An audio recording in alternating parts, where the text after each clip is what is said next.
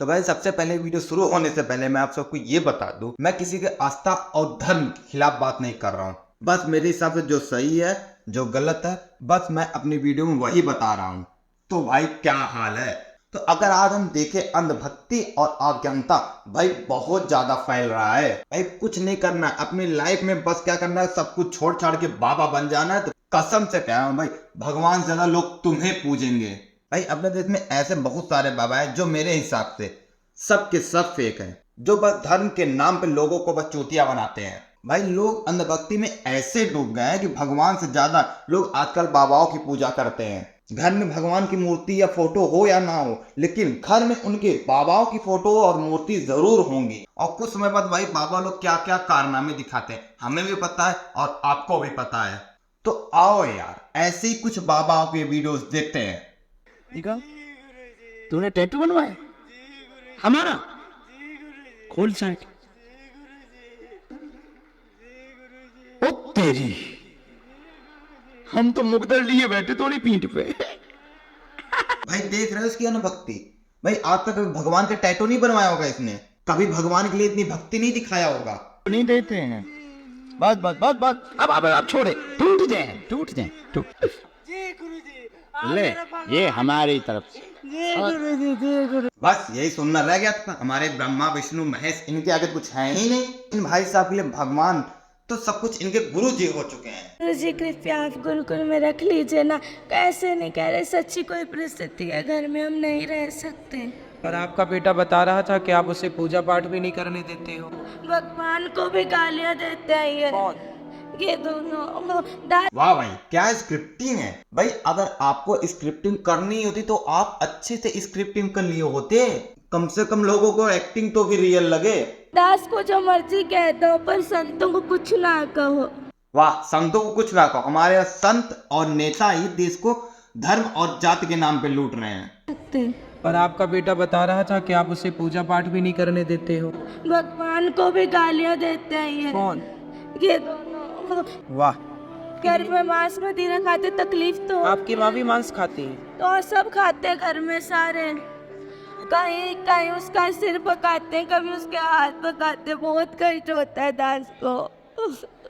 देखो बच्चा रो रहा है और तुम मुर्गी खा रही हो मैया। प्लीज गुरु जी। भाई यार कितना ओवर एक्टिंग कर रहे हैं यार। भाई अब आप लोग कहोगे इसमें क्या ओवर एक्टिंग है। नहीं, अगर इनके माँ बाप इन भगवान को नहीं मानते, भगवान की पूजा नहीं करते, भगवान को गाली देते हैं, तो माथे पे टीका लगा के या आश्रम में झक मराने आए हैं। नहीं भाई तुम ही लोग बता दो, तुम भगवान को नहीं मानते हो ना तो तुम टीका लगाओगे, ना तुम आश्रम जाओगे, ना तुम मंदिर जाओगे, और ना ही तुम टीका लगा के आश्रम में जाओगे भगवान का भजन सुनने के लिए।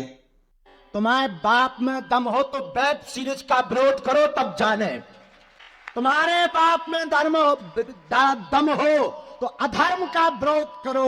जो नहीं भाई मैं भी हिंदू हूँ, मैं भी हिंदुत्व को सपोर्ट करता हूँ। रही बात वेब सीरीज में, वेब सीरीज और आप में कोई अंतर नहीं है। वेब सीरीज भी एक तरफ से फेक होती है और आप लोग भी एक प्रकार से फेक ही होते हैं। नाचना है बुढ़ापे में इतना आनंद, नाचो साहब।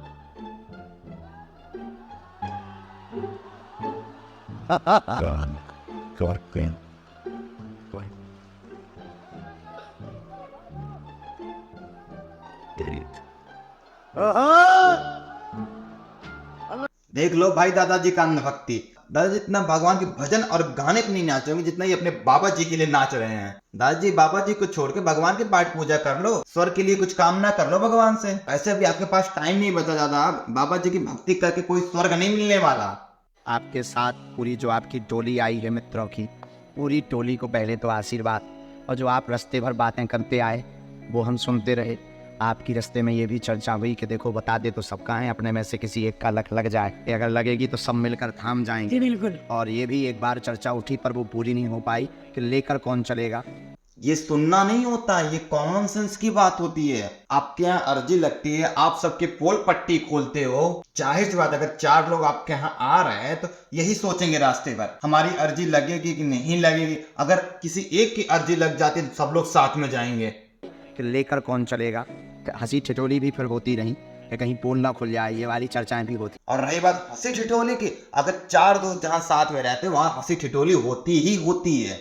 क्या पढ़ाई की है? बोर्ड्स के एग्जाम चल रहे अरे बाबा फिर दरबार में हैं। हाँ आपको बहुत मानते हैं। अच्छा बालाजी। वाह भाई, दीदी का तो बोर्ड एग्जाम है और दीदी को टॉप करना है, इसलिए दीदी जी पापा जी का आशीर्वाद लेने आ रही हैं ताकि वो टॉप कर सके। अब हमने पर्चा लिखे 3, 1, 2, 3 और आप अपना प्रश्न पूछिए। मेरे मार्क्स अच्छे आएंगे क्या बोर्ड्स में? बोर्ड्स में मार्क्स अच्छे आएंगे? कितने में पढ़ते हैं? 10, 10। अब हाँ, क्यों नहीं आएंगे अच्छे नंबर? अब तो आप अपने भगवान के पास आई हो, अब तो आप टॉप करोगी, पढ़ाई लिखाई करने की कोई जरूरत नहीं है। तीनों में से आप कौन से नंबर का पर्चा निकालें? 2। ये कितना है बिटिया? 2। आओ नजदीक। 80% से ज्यादा बनेंगे आपके, बिल्कुल चिंता ना करें। बस हो गई है भविष्यवाणी, दीदी चाहे पढ़े या ना पढ़े, दीदी का अब 80% आने तय है। नहीं तो तुम्हें तो बेवकूफ था जो 10th में इतना पढ़ लिख के इतना मेहनत करके 85% लेके आया। जितने दिन दीदी अपने घर से सफर करके आपने भविष्यवाणी देखने आई है, उतने दिन दीदी 3 से 4 चैप्टर खत्म कर दी होती। ऐसा कलयुग आएगा, 8 वर्ष की कन्या दादी बनेगी, न धर्म होगा, न पूजा होगी, न कोई पाठ करेगा, न मंदिरों में लोग जाएंगे।